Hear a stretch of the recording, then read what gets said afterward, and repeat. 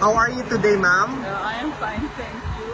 I have seen him, and we talked, and I was with my granddaughter, Bella, so we talked about his father, and also mundane things about Davao.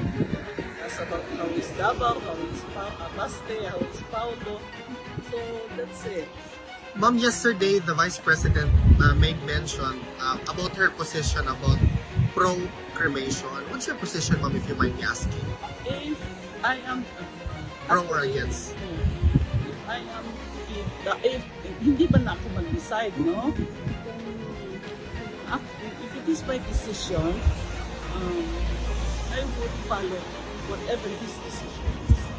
So if he wants to be cremated, that's what also one of the discussion we had. If he wants to be cremated, so be it. Yeah. What, ma'am, was the former president really happy to see the granddaughter, Bella?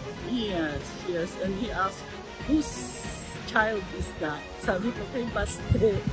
Baste. And I asked him, what would be your message to the people outside? He said, if it is his destiny to be here, then so be it. He has no apologies, no regrets, and that's it. He's accepting it already, and that's why we talk about the cremation. So I said, okay, if that is your decision, I'll follow his decision. But if it is it's the children's decision, I cannot say that. Yeah. My question to you guys. Question na lang sa ma'am kay Mayor Bastian. How is he as an acting mayor? I think he's making good, and he's also very strict, especially with the garbage and everything. You know. And who is the vice mayor? Rigo. It's Rigo. Yes, it's Rigo. Acting vice mayor.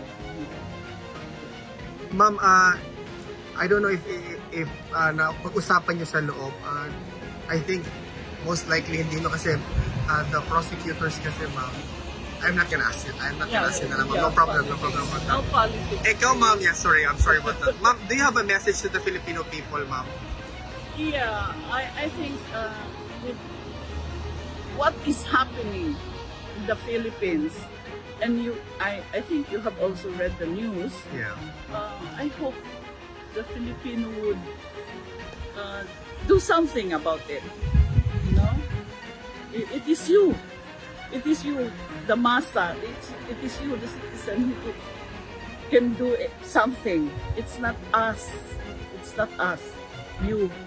That's why I'm so happy that you are here. Talagang we are grateful. We are grateful for you. Thank you, ma'am. May question ba kayo, guys? You've been here like quite a long time. Yeah. How are you managing the Netherlands? I want to go home. How about the foods, ma'am? Dutch food, you have a challenge? Okay. I'm okay with the food. I'm okay. Yeah. Thank you, ma'am. Yeah. I think yun lang yung... Meron pa bang question, guys? Nobody? Ayan lang. Yung ano ma'am, nabanggit na ba kayo event ay yung 19? Napag-usapan niyo ba? Oo, nabanggit ko na you will have your rally July 19. I think that there will be also in the Philippines. Yes, somebody ma'am. Yes, correct. Yeah, nabanggit ko talaga sa kanya. And he is happy. Pero sabi niya, wag naman daw. Yun ang sabi niya. We'll never stop po talaga, ma'am. Sabi ko, they won't stop. Sabi ko sa kanya. Pero I think he has that acceptance already because he's talking about the issue. Then sabi niya, oh, now you have a witness. Sabi niya kasi interview. Now, whatever I wanted, you tell my children. Okay, sige. Okay lang ako ng okay. Thank you, Ma'am Elizabeth. Ma'am, sa one last question.